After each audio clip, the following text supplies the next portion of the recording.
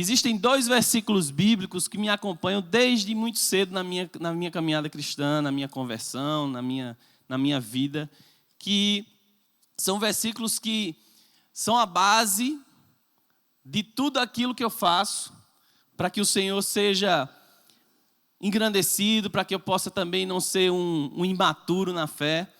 E os 2 versículos são João 16:33 e Romanos 8:28. Você não precisa abrir que eu vou ler. O João 16:33 diz o seguinte: eu lhes disse essas coisas para que em mim vocês tenham paz. Neste mundo vocês terão aflições, contudo, tenham ânimo. Eu venci o mundo. Aleluia.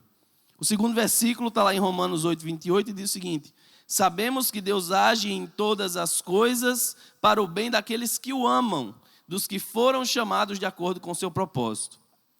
Esses 2 versículos nos colocam numa posição de maior maturidade na caminhada com o Senhor, porque ele nos revela, ele nos mostra que a gente vai caminhar, enquanto a gente estiver caminhando na vida, nós teremos aflições.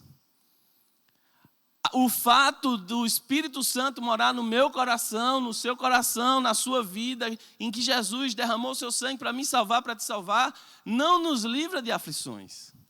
Isso me amadurece.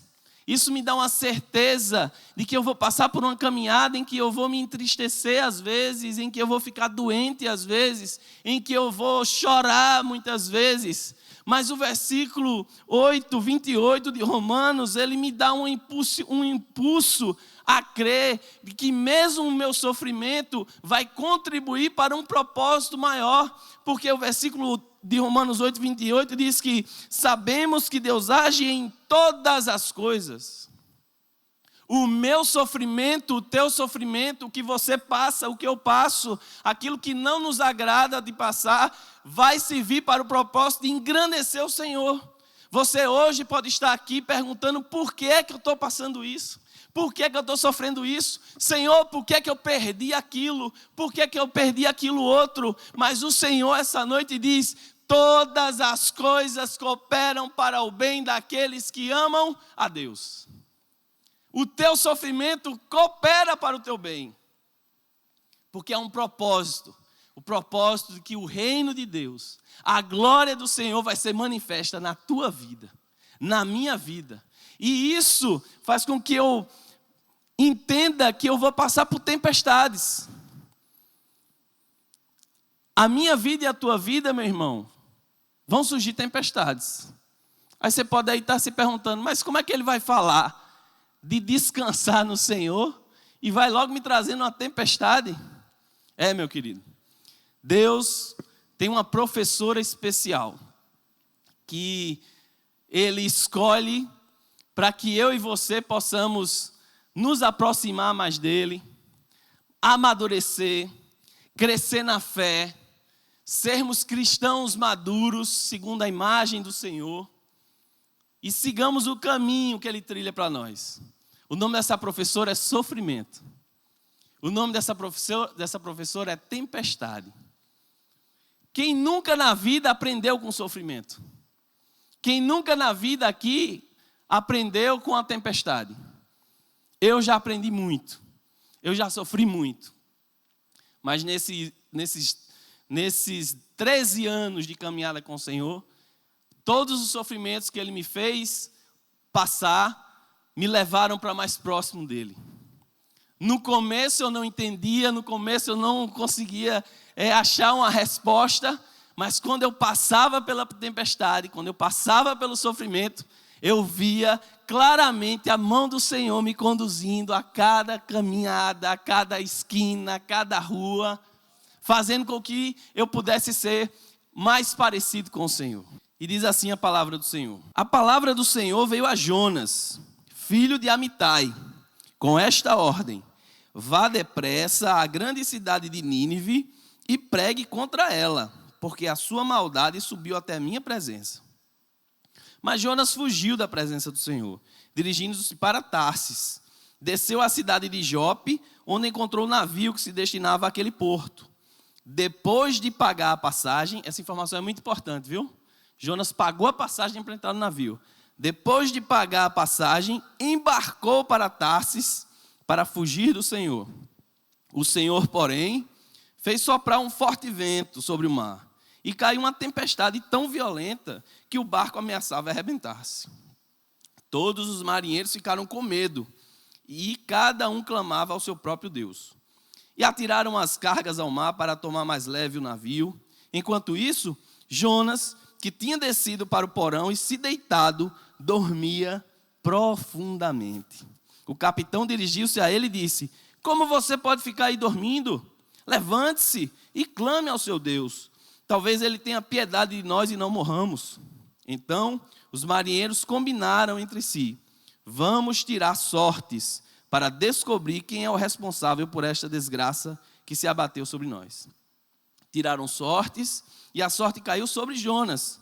Por isso, lhe perguntaram: diga-nos, quem é o responsável por esta calamidade? Qual é a sua profissão? De onde você vem? Qual é a sua terra? A que povo você pertence?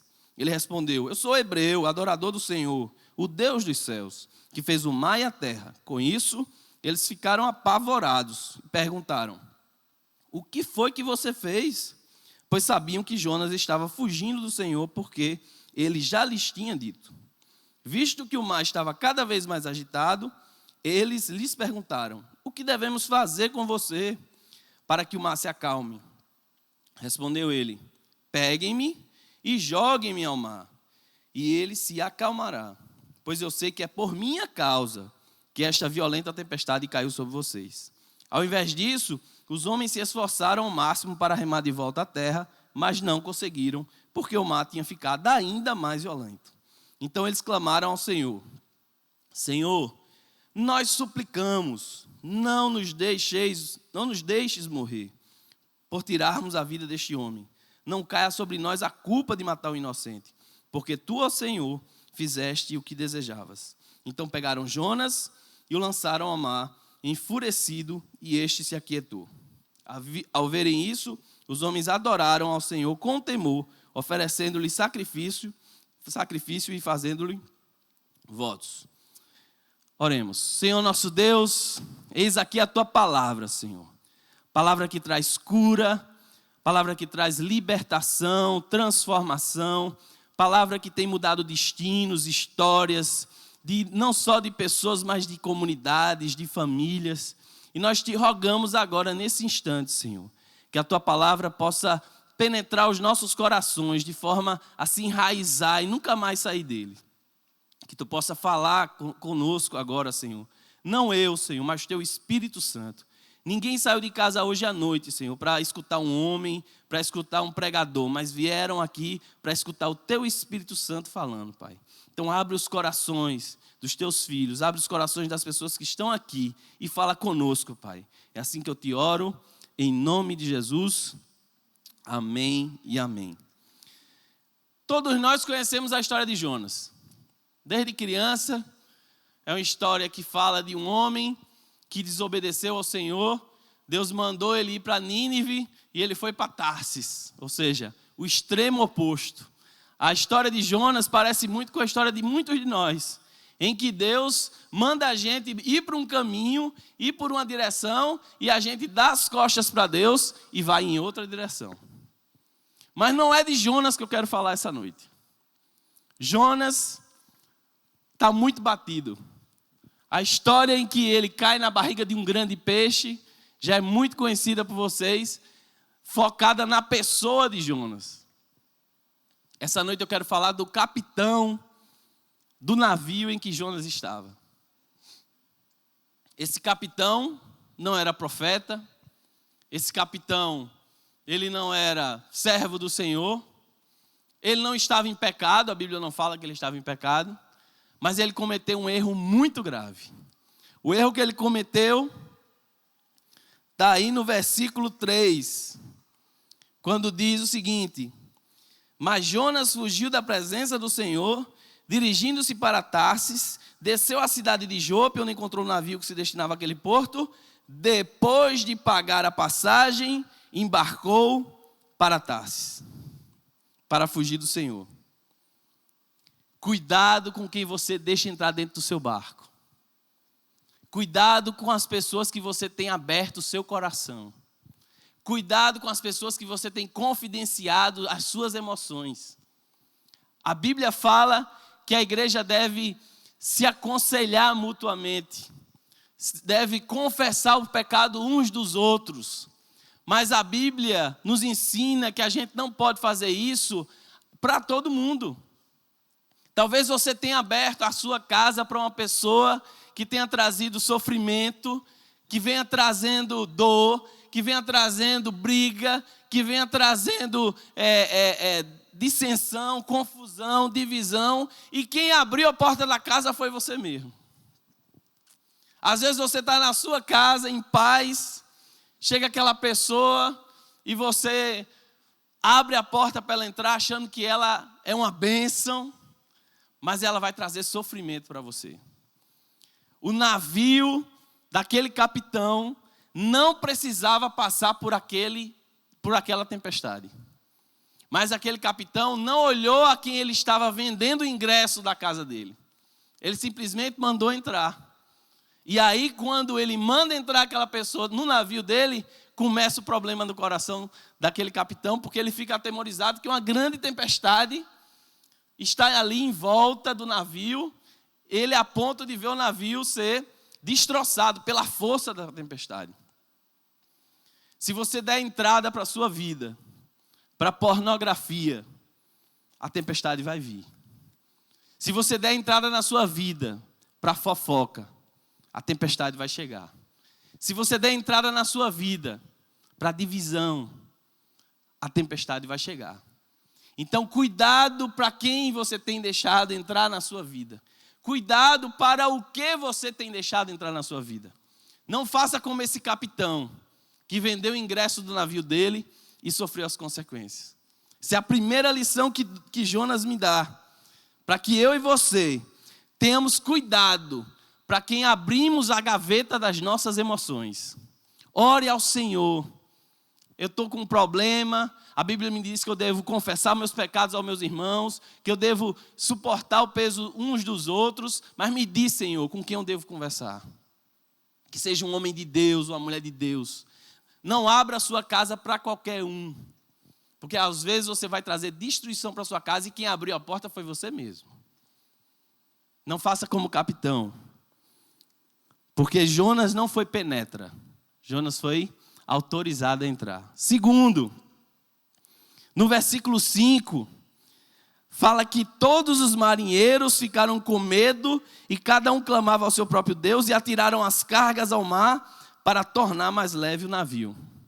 Como eu falei no começo, o capitão daquele navio não precisava passar por aquela tempestade.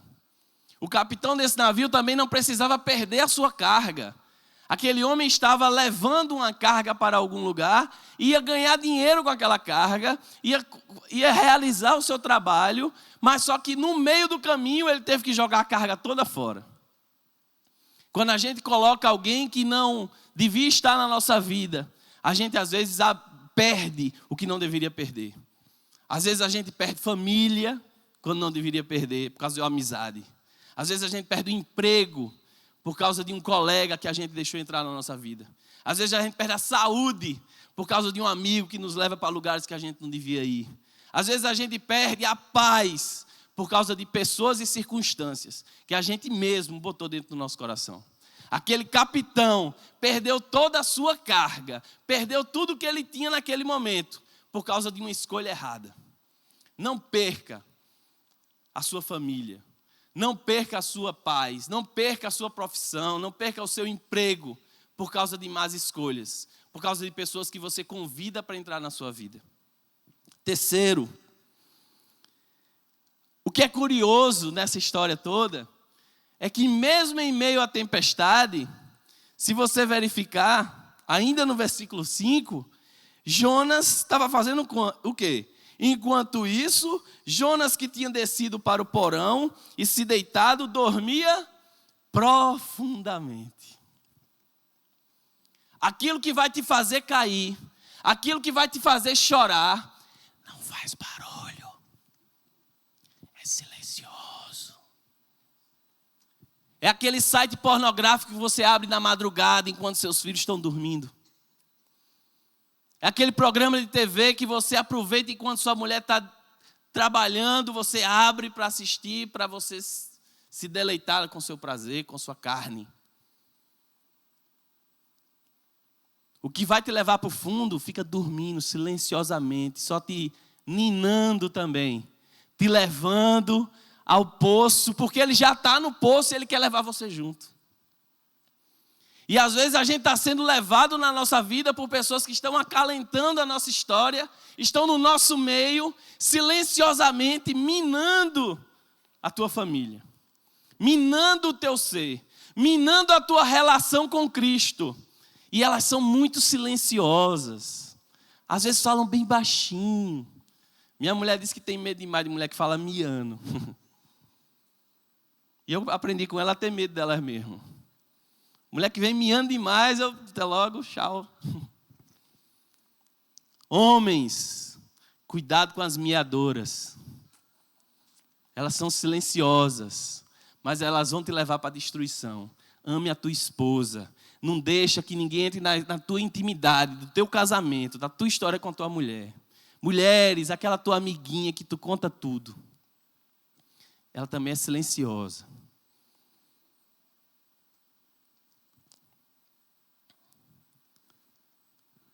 Eu estava vendo uma reportagem ontem, não sei se foi nas Folhas de São Paulo, porque eu já falei hoje, já 2 vezes com relação à pornografia, porque hoje um dos maiores vícios dos homens no mundo todo é a pornografia.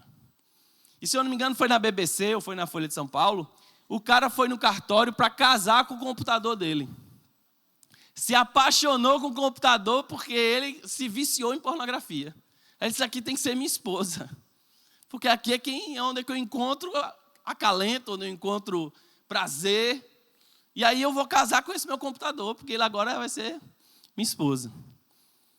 Os homens estão sendo deixados, muitas vezes, estão sendo levados por essa conduta, por esse comportamento, e o seu casamento vai sofrer as consequências. Se eu puder te dar um conselho hoje, homem, mulher também, que tenha de alguma forma contato com esse tipo de material, deixe em nome de Jesus. Porque isso não faz bem. Tem gente que diz, não, é porque eu vou aquecer o meu casamento. Mentira.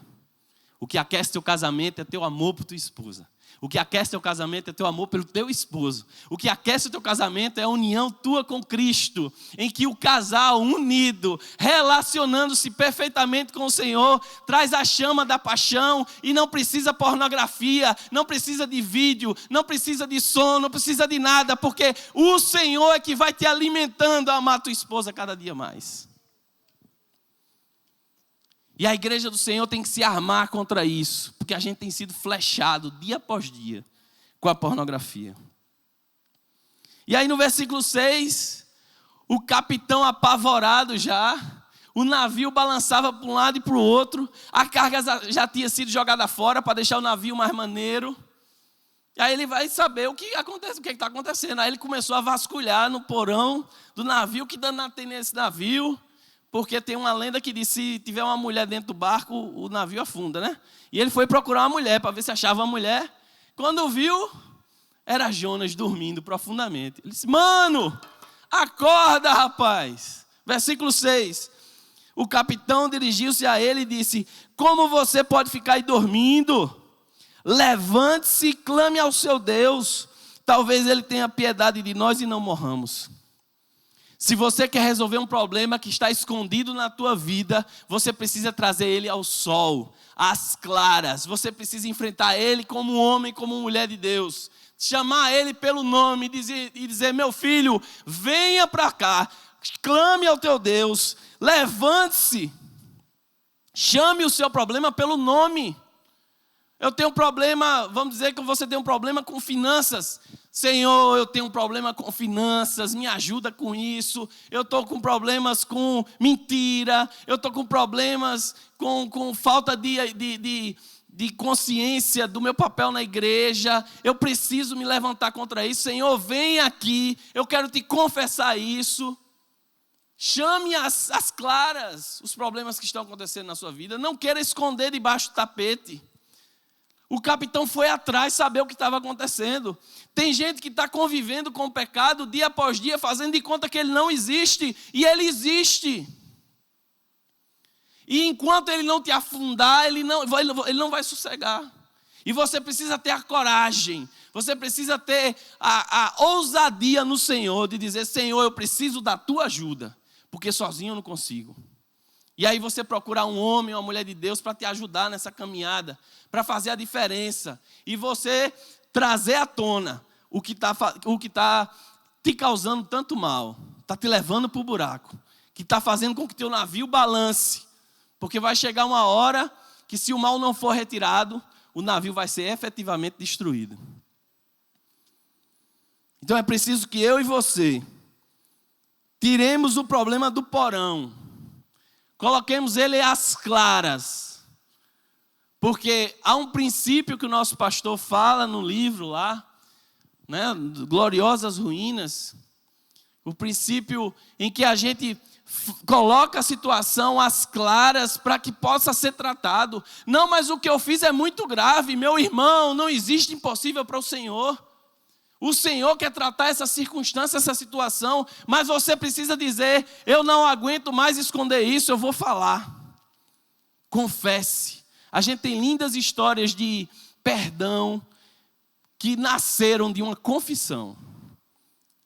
Entre irmãos que não se falavam, entre pais e filhos, entre esposo e esposa. Circunstâncias que você disse: não, mas ela não vai me perdoar.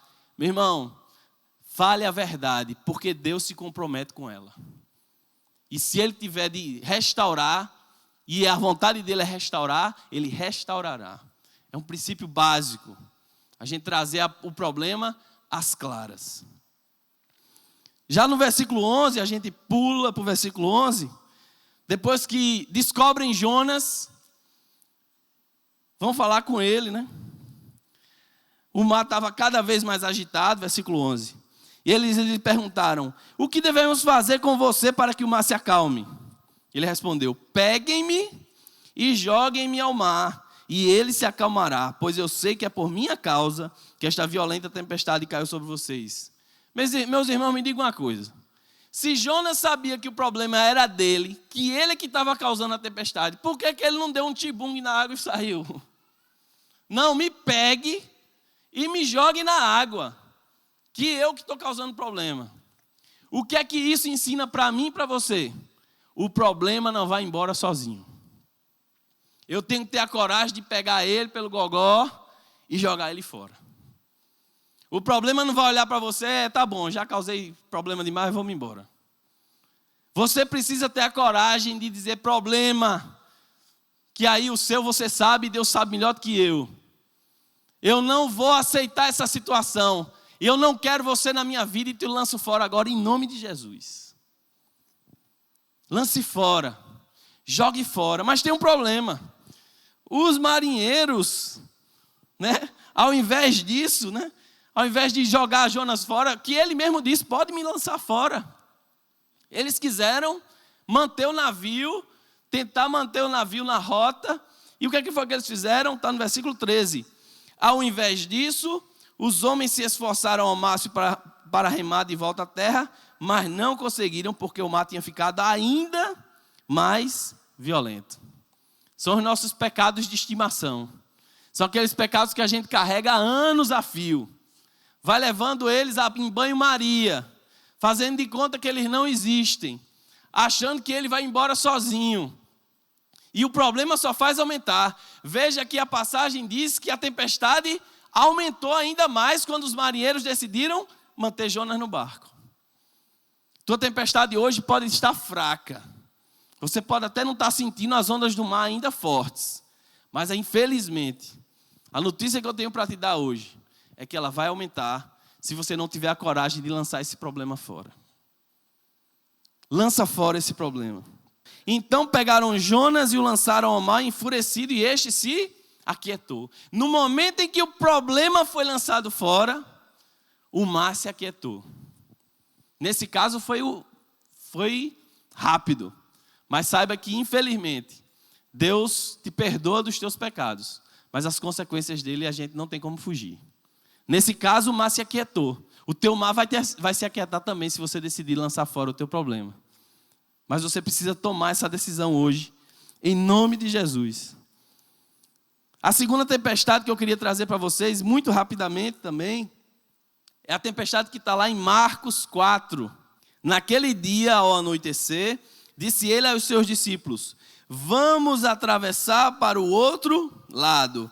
Deixando a multidão, eles o levaram no barco, assim como estava. Outros barcos também o acompanhavam. Levantou-se um forte vendaval e as ondas se lançavam sobre o barco, de forma que este foi se enchendo de água. Jesus estava na popa, dormindo, com a cabeça sobre um travesseiro. Os discípulos o acordaram e clamaram: Mestre, não te importas que morramos?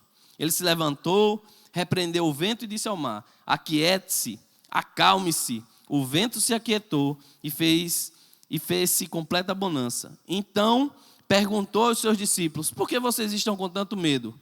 Ainda não têm fé? Eles estavam apavorados e perguntavam uns aos outros: quem é este que até o vento e o mar lhe obedecem? Jesus entrou naquele barco e aí, antes dele deitar, porque a passagem fala que ele deita e vai dormir num travesseiro, ele dá uma palavra. Ele diz: vamos atravessar para o outro lado. Meu irmão, se Jesus lançou a palavra que eles iriam para o outro lado, eles iriam para onde? Para o outro lado. Porque a palavra, o decreto do Senhor já havia sido lançado e ele vai se cumprir. Se o Senhor disse que ia chegar do outro lado, não há tsunami, não há furacão, não há Katrina, não há nada que impeça o barco de chegar. Se o Senhor tem uma palavra de vitória para a tua vida, uma palavra em que Ele vai restaurar alguma coisa na tua vida, crê tão somente, porque o teu barco vai chegar do outro lado. Talvez você hoje esteja com medo, as ondas estejam pegando na sua cabeça, você esteja com frio, tremendo de medo também, mas se o Senhor disse a você, no seu coração, que há uma obra a ser feita, o teu barco vai chegar do outro lado. Crê, meu querido. Creia, minha irmã, não fique pensando na onda não fique pensando na tempestade, porque o Senhor que está no barco é o Senhor dos exércitos, Jesus Cristo de Nazaré, aquele que é, que era e que há de vir, Ele está no teu barco, meu irmão. Não tema a tempestade. Ele disse que o barco ia chegar, vai chegar. Se Ele disse que vai restaurar o teu casamento, o teu casamento vai ser restaurado. Se Ele disse que teu filho vai sentar num banco desse, teu filho vai sentar num banco desse. Se Ele disse que vai solucionar um problema na tua vida, Ele vai solucionar esse problema. Se o problema é de saúde, Ele vai dar a cura, porque Ele não é homem para que minta. O Senhor, meu Deus, restaurou a minha vida, e eu não sou mais bonito que vocês não. Ele vai restaurar a vida de vocês também. Aleluia! Jesus estava na popa, dormindo, com a cabeça sobre o travesseiro, e os discípulos acordaram e clamaram: Mestre, não te importa que morramos? Talvez você, nessa noite, tenha entrado aqui só o bagaço. Com a notícia de uma doença, com a notícia de uma separação, com a notícia de um desemprego. E talvez você tenha dito a Jesus hoje: Senhor, tu não te importas comigo, não? Tu não está vendo que eu estou sofrendo, não? Me ajuda, Senhor. Coloca a tua mão na minha vida, na minha história. Eu te clamo, Senhor, eu te peço. Os apóstolos, nesse momento de tempestade, perguntaram a Jesus: Senhor, tu não te importas comigo, não? E o lindo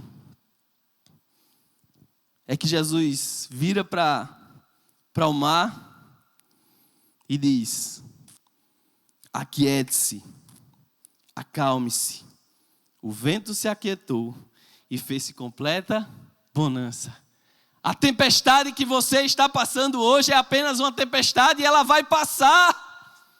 O Senhor vai chegar num dia que eu não sei, mas Ele vai chegar um dia e vai dizer: aquiete-se, acalme-se, porque eu sou o Deus da tempestade, eu sou o Deus do mar, eu sou o Deus do ar, eu sou o Deus da vida desse filho amado. E quando eu disser acalme-se, não há homem, não há mulher, não há circunstância que se ponha de pé diante do nosso Senhor Jesus. Aquiete-se, meu irmão. O Senhor está agindo na tua vida hoje. Não é amanhã não é depois de amanhã, Ele já está trabalhando na tua vida. Talvez você esteja angustiado, quando é que essa tempestade vai passar? Quando é que eu vou perceber a tua presença no meu casamento, na vida do meu filho? Eu não sei, mas o Senhor está trabalhando e Ele vai honrar o nome dEle, porque Ele não deixa de honrar. Creia, meu irmão, porque quando Ele lançar a palavra de aquieta-se, o mundo vai olhar para você e vai dizer: há um Deus poderoso na vida daquele irmão, que sofreu, que chorou, mas hoje ele ri, porque ele tem um Deus poderoso, que diz aquieta-se e o mar se aquieta. Glórias a Deus, glórias ao nosso Deus, que podemos contar com Ele, que podemos abrir a nossa boca e dizer: o meu Deus morreu por mim, mas ressuscitou e está à destra do Pai, e naquele dia voltará. Glórias a Deus. E está cuidando da minha vida, está cuidando da minha família, está cuidando da minha história. Não se abale, meu irmão. Chore porque você é humano, mas não se prostre. Não fique prostrado. Mas mesmo que você se prostrar, o Senhor vai te pegar pela mão e vai te levantar. Porque tu não é filho tu não é bastardo, não. Tu és filho do Deus Altíssimo. Tu és filho de Deus, aquele que é o único, digno de louvor, de glória e de adoração. Às vezes a gente esquece disso, meu irmão. A gente não pode esquecer disso. O nosso Deus é único, único. E só a Ele podemos render glória, porque Ele cuida de nós. Cuida do nosso coração. Mas às vezes o problema é que a resposta nem sempre vem tão rápido quanto a gente espera, né? Nesse caso aqui, assim que os apóstolos disseram: Senhor, tu não se importas que morramos? Na mesma hora ele se levantou e disse: acalma o mar. Mas pode ser que você esteja passando por um problema que já rende meses, que já rende anos, que já rende décadas. Mas eu quero te incentivar, eu quero te mover, que o Espírito Santo mova o teu coração nessa noite, que não importa quantos dias, quantos meses, quantos anos, quantas décadas, o Senhor vai agir em teu favor. Não fique perguntando quando, não fique perguntando, está demorando. Tá não, meu irmão. Porque Deus não chega nem adiantado nem atrasado. Na hora certa Ele vem. E quando Ele vem, o sorriso vem junto. E a gente se sente amado por um Deus cuidadoso e amoroso. Não fique contando os dias. Fique contando os versículos. Ore ao Senhor. Vá jejuar, vá orar. Vá ler sua Bíblia. Vá estreitando o seu relacionamento com Ele. Não se prostre, não. Porque só é derrotado quem desiste no meio do caminho. E o Senhor tem palavra, não minha, a dele. Aquieta-se, acalma-se. Só que Jesus perguntou algo aos seus apóstolos. No versículo 40. Por que vocês estão com tanto medo? Ainda não têm fé? Se você olhar para a sua vida, para o que Jesus já fez na sua vida, será que você tem motivos hoje de estar com incredulidade? Duvidando do que Deus é capaz de fazer?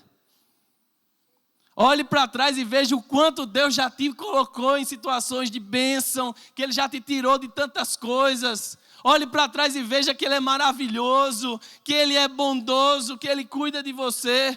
Use, exercite a sua fé, sabendo que talvez você não entenda o que está passando hoje, mas o Senhor cuida de você. O Senhor cuida da tua vida. E o Senhor quer que você tenha fé, porque sem fé é impossível agradar a Deus. Fé, igreja. Mesmo quando o mar estiver a 5 metros de altura, as ondas estiverem a 10, o sangue der na canela, como diz o nosso pastor, creia que o sangue vai ser enxugado, a lágrima que vai ser caída na terra vai semear a semente que o Senhor já tem preparada para você. Mas exercite a fé, creia no Senhor e Ele será honrado na tua vida. Diga comigo, o meu Deus me livrará dessa luta. Diga de novo, o meu Deus me livrará dessa luta. E no final dessa passagem, o que é mais lindo é que depois que Jesus aquieta a tempestade, os apóstolos que já tinham visto ele fazer tantas maravilhas e milagres, olham um para a cara do outro e dizem: quem é este que até o vento e o mar lhe obedecem? Quem é este? Esse cara abre a boca para dizer: acalme o mar, acalma, aquieta-se, o mar se aquieta. Quem é esse? E essa é a segunda tempestade que eu queria falar com vocês. A tempestade que revela a Deus ao mundo. A tempestade que você está passando hoje vai revelar um Deus que cuida de você para o mundo. Os teus familiares vão ficar assim, ó, de bobeira, como diz o surfista. Eu não acredito que ele suportou tudo isso. Que Deus é esse? A tempestade que veio na vida desses apóstolos veio para mostrar quem Deus era na vida deles. A tempestade que você está passando hoje pode ser para que você revele ao mundo ao Deus que você serve.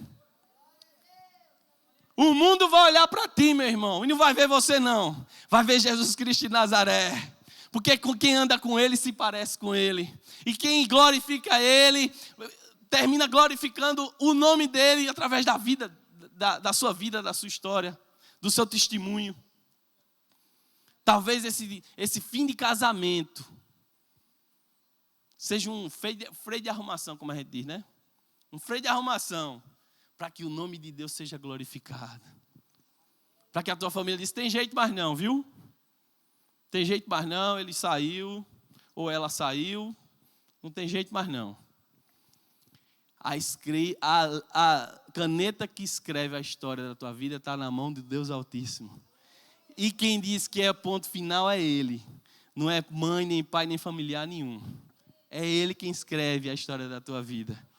E quando tu receber a bênção, com tua fidelidade, com tua obediência, não como barganha não, meu irmão. Não como, vou fazer isso para Deus me dar aquilo. Não, mas como demonstração de que Deus cuida de você, o mundo vai ficar de bobeira. Olhando atônito, que Deus é esse? Porque assim Ele fez na minha vida e fez na vida de muitos que estão aqui hoje. Então tenha na sua mente isso.